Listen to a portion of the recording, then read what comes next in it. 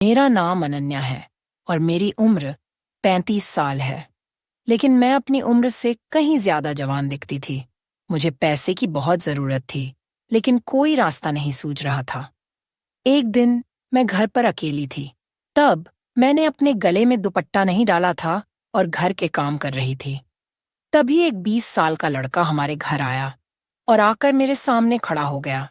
और जिस नजर से वह मुझे देख रहा था, उससे मुझे अंदाजा हो गया कि वह क्या चाहता है। फिर उस लड़के ने अपना परिचय दिया। उसने कहा, देखिए अनन्या दीदी, मेरा नाम आदित्य है और मैं अकेला हूं और मैं आपके साथ यह बात पक्की करना चाहता हूं। आप बस एक बार मुझे अपने करीब आने दें। मैं आपको कोई परेशानी में नहीं डालूंगा, बल्कि आपकी जरूरत के हिसाब से हर महीने पैसे दे दूंगा। तब उस 20 साल के लड़के की बात सुनकर मैंने उसे सिर से पांव तक गौर से देखी। उसकी लंबाई चौड़ाई तो अच्छी थी, लेकिन उम्र मात्र 20 साल था। फिर मैंने उससे माफी मांगी और बोली, आदित्य, मैं तुमसे इस बारे में कोई बात नहीं कर सकती, क्योंकि तुम अभी उतने बड़े नहीं हुए हो। इसलिए मुझे नहीं लगता कि तुम्हारी उम्र ऐसी चीजों के लिए हुई है। इस पर वो हंसते हुए बोला, अन्या दीदी, मुझे 5 साल का तजुर्बा है। मैं 5 साल से यह काम कर रहा हूं और मेरे आगे पीछे कोई नहीं है। मैं अकेला हूं और अपने काम में माहिर हूं, इसलिए आप मुझ पर भरोसा कर सकती हैं। इसमें आपको कभी पछताना नहीं पड़ेगा, बल्कि आप बाद में अपने इस फैसले पर खुश होंगी। तब उसकी यह बात सुनकर मैं दंग रह गई कि 20 साल का लड़का, वो भी अकेला, यह सब कैसे कर सकता है। फिर मैंने उससे पूछा, तुम्हारे माँ बाप कहाँ हैं? तो उसने जवाब दिया, मैं अकेला इंसान हूं। मेरे माँ बाप नहीं रहे। शुरू में इधर उधर धक्के खाता था, फिर मैंने यह काम शुरू किया। अब यह काम अच्छा चल रहा है, इसलिए मैं आगे बढ़ना चाहता हूँ। इसीलिए आपके पास बात करने आया हूँ। अगर आप मेरा साथ दें तो मैं भी आपके बहुत काम आऊंगा। तब उसकी बातें सुनकर मैं हैरान थी, लेकिन तब मुझे सचमुच ऐसे किसी शख्स की जरूरत थी जो मेरे ऊपर की जगह किराए पर ले ले, और यह लड़का खुद मुझे यह ऑफर दे रहा था। और दूसरी बात यह थी कि अगर उसके साथ यह बात पक्की हो जाती तो मुझे हर महीने एक निश्चित रकम मिलती, जिससे मेरा घर चलाना आसान हो जाता। लेकिन फिर मेरे मन में ख्याल आया कि अगर वह समय पर पैसे नहीं दे पाया तो मैं मुसीबत में पड़ जाऊंगी। इसीलिए मैंने उससे कहा, आदित्य, मुझे सोचने का वक्त चाहिए। इस पर वो हल्के से सिर हिलाकर बोला, ठीक है दीदी, लेकिन ज्यादा देर मत कीजिए, मैं कल फिर आऊंगा। इसके बाद वो चला गया। लेकिन मेरे मन में उसकी बातें गूंजती रहीं। रात भर मैं सो ना सकी। एक तरफ पैसे की जरूरत, दूसरी तरफ नैतिकता का सवाल। क्या मैं उसकी बात मान लूं? क्योंकि आदित्य की 20 साल का था, लेकिन उसका जोश और आत्मविश्वास मुझे बार बार सोचने पर मजबूर कर रहा था। लेकिन मुझे क्या पता था कि जिसे मैं 20 साल का सीधा साधा लड़का समझ रही थी, वो इतना सीधा नहीं था। बल्कि इस लड़के ने तो कुछ ही समय में मेरी दुनिया उलट पुलट कर दिया।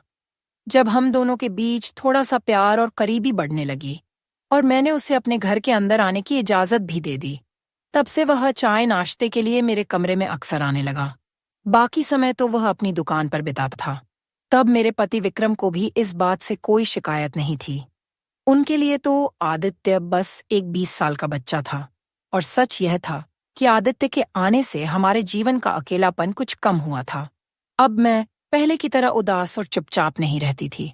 अगर बात करने को कुछ ना भी हो तो मैं आदित्य से बातें करती रहती थी। लेकिन मौसम बदलने की वजह से विक्रम की तबीयत बहुत खराब रहने लगी। तब मेरे पास उन्हें अस्पताल ले जाने के लिए पैसे भी नहीं थे। एक दिन इन्हीं सब बातों को सोचते हुए मेरी आंखों से आंसू बह रहे थे। तभी आदित्य ने मुझे इस हालत में देख लिया और पूछने लगा, दीदी, आपको क्या हुआ? आप रो क्यों रही हैं? तब मैंने उसे बताया, विक्रम को अस्पताल ले जाना है, लेकिन मेरे पास पैसे नहीं हैं। मैं इस जिंदगी से तंग आ चुकी हूँ। अब मुझे अकेले ही हर मुसीबत से लड़ना पड़ता है। विक्रम तो मेरी मदद के बिना बिस्तर से उठ भी नहीं पाते।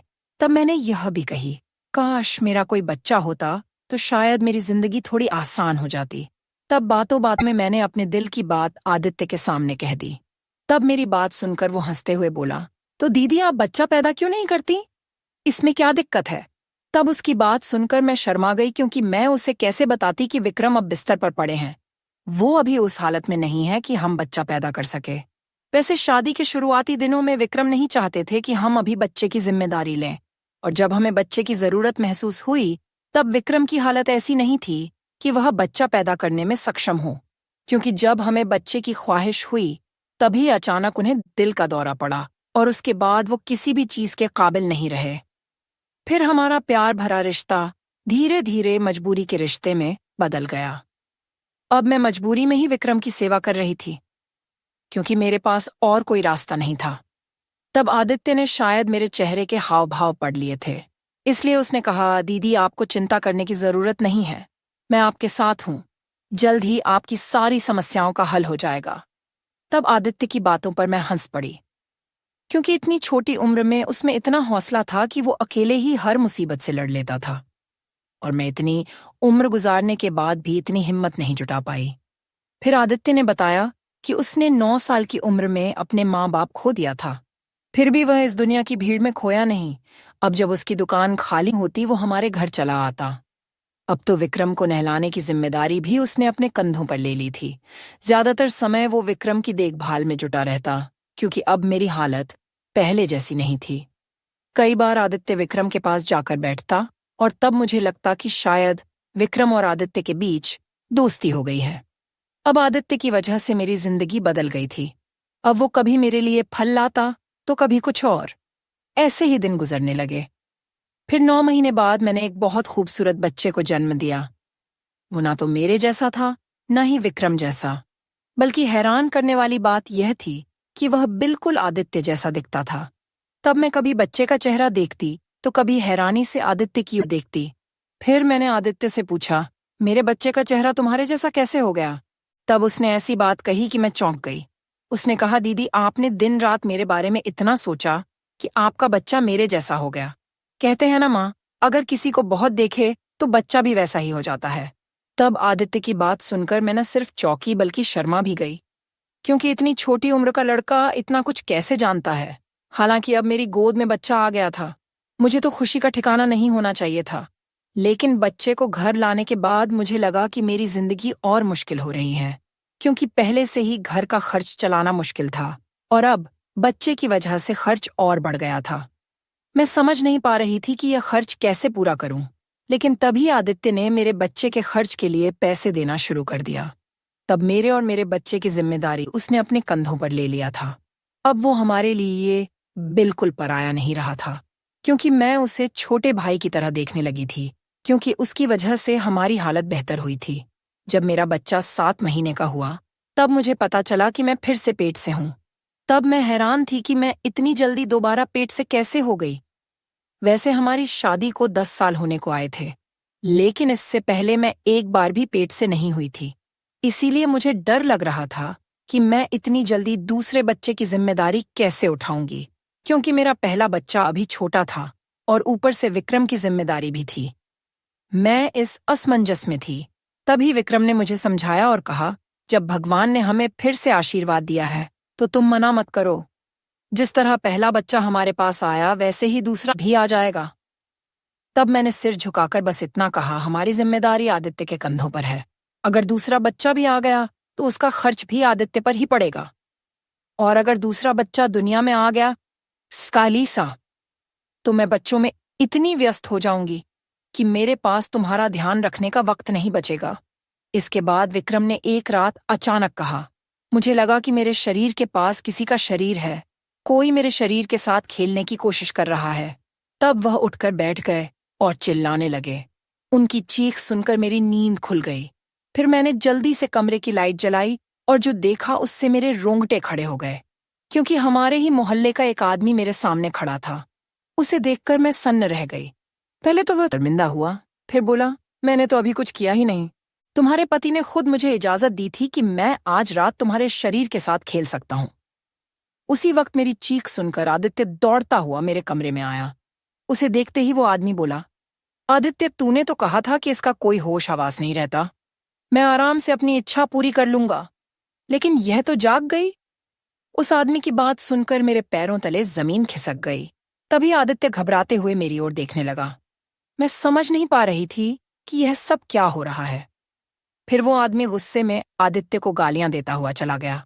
फिर मैंने घृणा भरे लहजे में आदित्य से पूछा, यह सब क्या था? तो आदित्य ने कहा, दीदी आपके पति के पास इतने पैसे भी नहीं थे कि वह इस घर को चला सके। इसलिए उन्होंने मुझसे कहा कि मैं आपका धंधा करवाऊं। जब कोई ग्राहक मिलता था, मैं आपके बच्चों को बाहर ले जाता था और आपके दूध में नींद की दवा मिलाकर आपको दे देता था। फिर आप सो जाती थीं और ग्राहक आकर अपनी प्यास बुझाकर चला जाता था। आपके यह चारों बच्चे भी किसी न किसी ग्राहक के हैं। क्योंकि विक्रम भाई में पिता बनने की कोई काबिलियत नहीं है, लेकिन मैंने अपनी मर्जी से आपके साथ कुछ नहीं किया।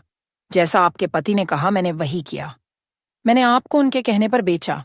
इसीलिए मैं आपके लिए ग्राहक ढूंढता था, दाम तय करता था और पैसे लेकर आपके लिए खर्च करता था। तब उसकी बात सुनकर मेरे दिल में आग लग गई, क्योंकि हमारे घर में कमी जरूर थी, लेकिन मेरे पति ने कभी मेरे शरीर को बेचने की बात नहीं सोची थी। ना ही उनके दिल में कभी ऐसा ख्याल आया था।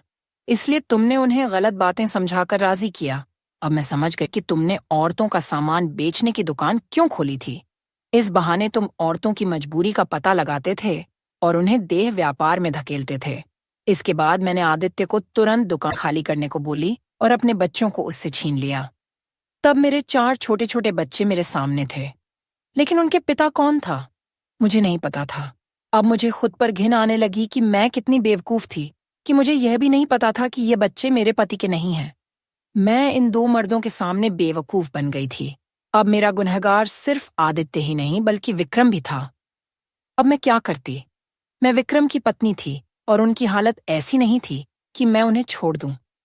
इसीलिए मजबूरी में मुझे उनके साथ रहना पड़ा। आदित्य तो दुकान छोड़कर चला गया। फिर मैंने कुछ पैसे जोड़कर उस दुकान को अपने कब्जे में लिया।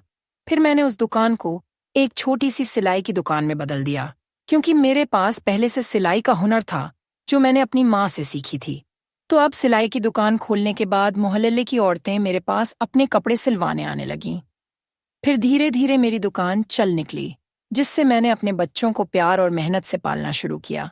हालांकि मेरे दिल में अब भी एक टीस थी कि मेरे बच्चों के पिता कौन हैं, लेकिन मैंने तय किया कि मैं उन्हें अपने बच्चों की तरह ही पालूंगी, क्योंकि वे मेरे ही अंश थे और मैं उनकी माँ थी। अब विक्रम की हालत भी धीरे धीरे सुधरने लगी थी। डॉक्टरों ने कहा कि अगर उनकी देखभाल अच्छे से हो तो वे कुछ हद तक ठीक हो सकते हैं। तो फिर मैंने अपनी कमाई से विक्रम का इलाज करवाया, लेकिन मेरे मन में उनके लिए अब वो प्यार नहीं बचा था। फिर भी मैंने अपने कर्तव्य को निभाया। फिर मैंने अपने बच्चों को स्कूल में दाखिल करवाया और उनकी पढ़ाई पर ध्यान देने लगी, क्योंकि मैं नहीं चाहती थी कि मेरे बच्चे मेरी तरह मजबूरी में जिएं। अब कई साल बाद एक दिन मैंने सुना कि आदित्य शहर छोड़कर कहीं और चला गया था। कुछ लोगों ने बताया कि उसने एक नया कारोबार शुरू किया था, लेकिन मुझे उससे कोई मतलब नहीं था। मेरे लिए अब मेरे बच्चे और मेरी मेहनत ही सब कुछ थे। अब मेरे चारों बच्चे बड़े हो रहे थे और मैंने उन्हें सच्चाई, मेहनत और आत्मसम्मान की राह दिखाई। एक दिन मेरी सबसे बड़ी बेटी ने मुझसे पूछा, माँ, हमारे पापा असल में कैसे इंसान हैं? तब मैंने उसका हाथ पकड़ी और कही, तुम्हारे पापा बीमार हैं, लेकिन तुम्हारी माँ तुम्हारे लिए सब कुछ है। तुम बस अपने सपनों को पूरा करो और कभी किसी की मजबूरी का फायदा मत उठाना। तब मेरी आंखों में आंसू थे, लेकिन मेरे दिल में एक नई ताकत थी, क्योंकि अब मैंने अपनी जिंदगी को अपनी शर्तों पर जीना सीख लिया था और अब मेरे बच्चे ही मेरी ताकत थे और मैं उनकी ढाल थी। अब मेरी दुकान भी मोहल्ले में मशहूर हो गई थी, क्योंकि मैंने अपने दम पर एक सम्मानजनक जिंदगी बनाई थी। धीरे धीरे मेरे बच्चों ने अपनी पढ़ाई पूरी की और अच्छी नौकरियां हासिल किया। हालांकि मेरे पति विक्रम अब भी मेरे साथ थे, लेकिन अब वो मेरे लिए सिर्फ एक जिम्मेदारी थे, क्योंकि मैंने अपने अतीत को पीछे छोड़ दी थी और अपने बच्चों के भविष्य की ओर देखी थी। तो दोस्तों, मेरी कहानी शायद कई औरतों की तरह होगी, लेकिन मैंने इसे अपने तरीके से पूरा किया। मैं अनन्या, एक माँ, एक मेहनती औरत और अपने बच्चों की ताकत बनी रही। तो दोस्तों, उम्मीद है यह कहानी आपके दिल को छू गई होगी। अगर पसंद आई तो इस वीडियो लाइक और चैनल को सब्सक्राइब करना मत भूलना। फिर किसी नई कहानी में मुलाकात होगी।